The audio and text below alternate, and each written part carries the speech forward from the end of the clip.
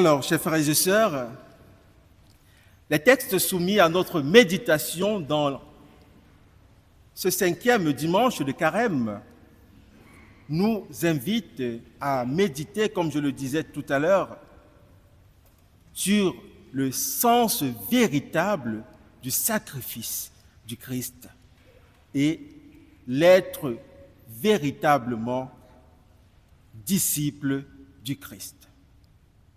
Oui, chers frères et sœurs, nous le savons très bien. Il arrive souvent qu'on soit disciple du Christ par tradition. C'est-à-dire, on est disciple parce que mon arrière-grand-père a été disciple, mon grand-père l'a été, mes parents le sont, alors moi aussi, je dois l'être. Il arrive qu'on soit disciple par suivisme. Bon, parce que mon cousin le fait, un voisin le fait, un ami le fait, alors moi aussi, j'y vais. Il arrive qu'on soit disciple par conformité. Tout le monde fait comme ça, moi aussi, je fais pareil. Mais nous le savons très bien, tous, de par le baptême, nous sommes disciples du Christ. Mais est-ce que être baptisé suffit pour dire que je suis un disciple authentique du Christ? Je parle de disciple authentique parce que justement, de par le baptême, nous sommes tous disciples, mais j'aime souvent distinguer les disciples authentiques du disciple de pacotille. Être disciple, nous le savons très bien, c'est être à la suite d'un maître. Mais est-ce que tous ceux qui suivent Jésus sont des disciples authentiques du Christ? Le disciple authentique du Christ est celui-là qui pose ses pas sur les pas du Christ. En d'autres termes, celui qui écoute la parole de Jésus et qui la met en pratique. Je voudrais dire, le disciple du Christ est un autre Christ, est un évangile vivant. Lorsqu'on le voit vivre dans son entourage, on reconnaît justement en lui un disciple. Je voudrais dire, en lui, on voit Jésus vivre.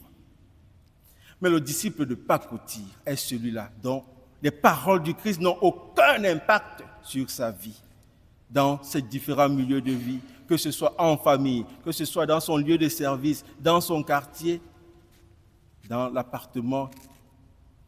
On se pose bien la question de savoir si c'est lui qu'on voit aller tous les dimanches à l'église. Lorsqu'on voit les actes, les paroles qu'il peut poser, prononcer. Oui, chers frères et sœurs, le disciple du Christ, de par sa façon d'être, de parler, d'agir, fait connaître le Christ là où il est.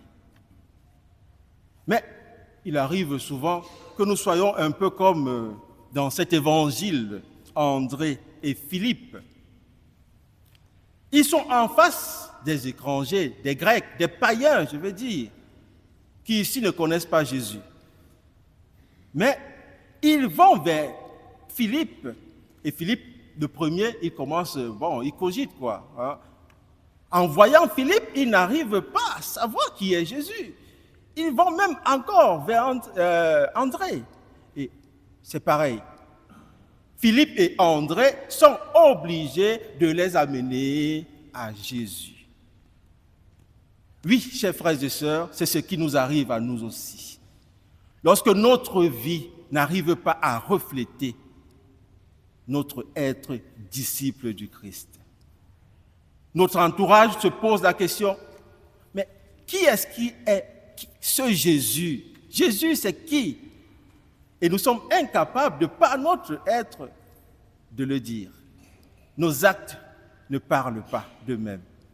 Alors nous sommes obligés d'ouvrir la Bible, de commencer à reciter les versets bibliques. Et c'est cela que Philippe et André font. Ils les amènent à Jésus. nous aussi, nous les amenons à Jésus en récitant les versets bibliques. Jésus est celui qui a dit « Aime ton prochain comme toi-même ». Pendant que dans ta propre vie, on ne voit pas cet amour-là. Jésus est celui qui passait partout en faisant du bien, pendant que dans ta vie, on ne voit pas ce bien que tu fais. Voilà pourquoi Jésus ici va prendre la parole pour justement rappeler ce que c'est que être disciple. Il commence d'abord par dire « Si le grain de blé tombé en terre ne meurt pas, il reste seul. Mais s'il meurt, il porte beaucoup de fruits. » Jésus par là nous invite à comprendre que si nous voulons être utiles à notre société et aux gens qui sont autour de nous, nous devons apprendre l'esprit de sacrifice. Et il va poursuivre en disant qui aime sa vie la perd, qui s'en détache en ce monde, la gardera pour la vie éternelle. Par là, Jésus nous donne de comprendre que chacun de nous a un compte bancaire ouvert dans le ciel. Et ce compte bancaire ne peut être fourni qu'à travers les sacrifices que nous consentons ici. À chacun de consulter son compte bancaire et de voir combien il a à l'intérieur. Jésus, par la suite, va justement dire « Celui qui me suit, si quelqu'un veut me servir, qu'il me suive, et là où je suis, là aussi sera mon serviteur. » Et suivre Jésus, qu'est-ce que cela signifie? Cela signifie tout simplement vivre de la vie de Jésus. Suivre Jésus signifie apprendre à accepter comme Jésus, volontairement accepter la souffrance et la mort pour que nous ayons la vie. Jésus l'a fait. Et il nous invite à sa suite. Mais il ne s'agit pas justement ici d'aller nous aussi nous faire clouer sur un bois. Non. Mais il s'agit de poser des actes simples, des petits sacrifices chaque jour. Sacrifier de son temps pour aller rendre visite à un malade, pour aller rendre visite à une personne seule. Voilà des petits sacrifices que nous pouvons faire. Être capable, justement, de mettre à disposition ce que je possède et dont l'autre a besoin.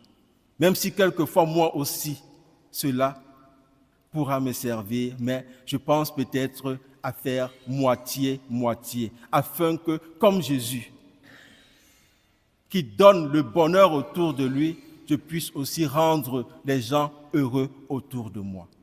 Voilà des petits sacrifices. Il ne s'agit pas de se donner la mort. Mais chers jeunes, comme jeunes, vous allez peut-être me dire, et nous alors, que devons-nous faire? Être capable de sacrifier son temps passé devant la console de jeu pour justement se mettre à l'étude.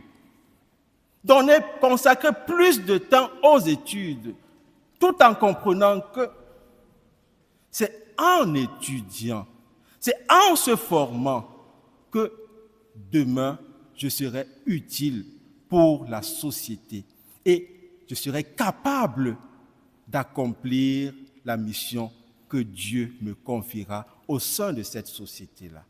Voilà des sacrifices.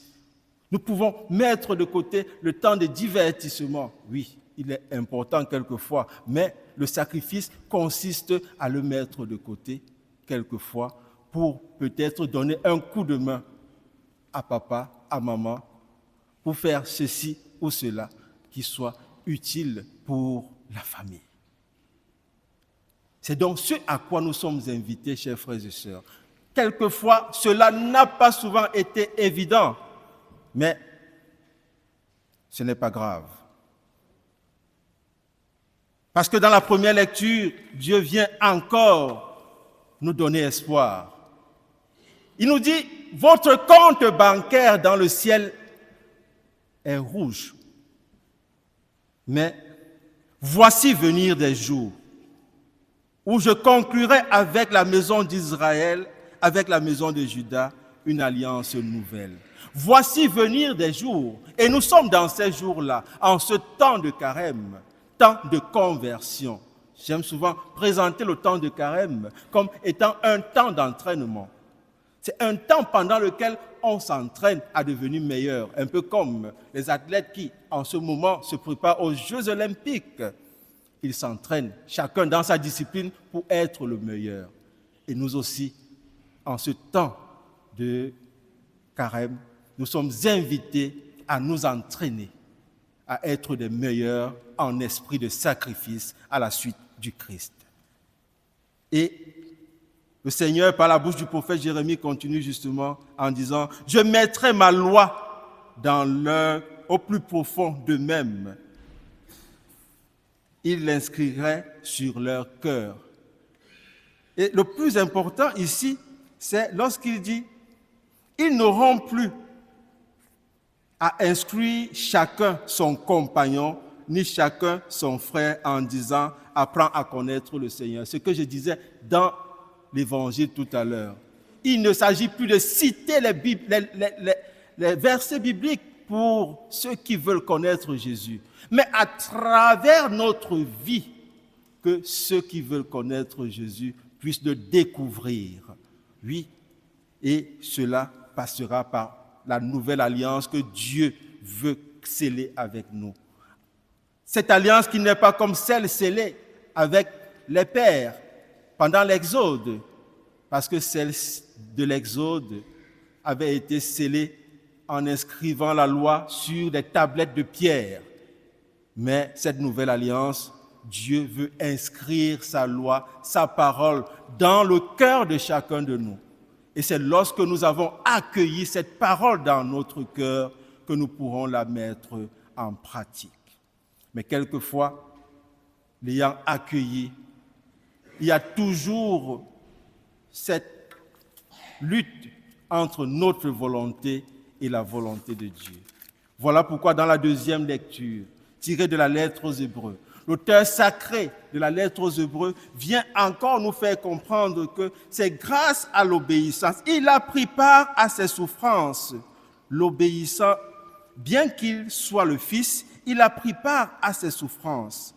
L'obéissance est conduit à sa perfection. Il est devenu pour tous ceux qui lui obéissent la cause du salut éternel. C'est grâce à son obéissance que Jésus ici peut nous apporter le salut. Donc, à côté de cette écoute de la parole, il y a maintenant à la laisser vivre en nous, c'est-à-dire en laissant notre volonté fondre dans la volonté de Dieu. Accueillir la parole de Dieu, c'est la laisser justement prendre le dessus sur notre volonté. Alors, nous allons prier au cours de cette célébration eucharistique afin que le Seigneur nous accorde cette grâce. La grâce de savoir nous aussi, à la suite du Christ, donner la vie autour de nous en consentissant à de tout petits sacrifices. Que le Seigneur nous accorde cette grâce, à lui à qui revient l'honneur, la puissance et la gloire pour les siècles des siècles.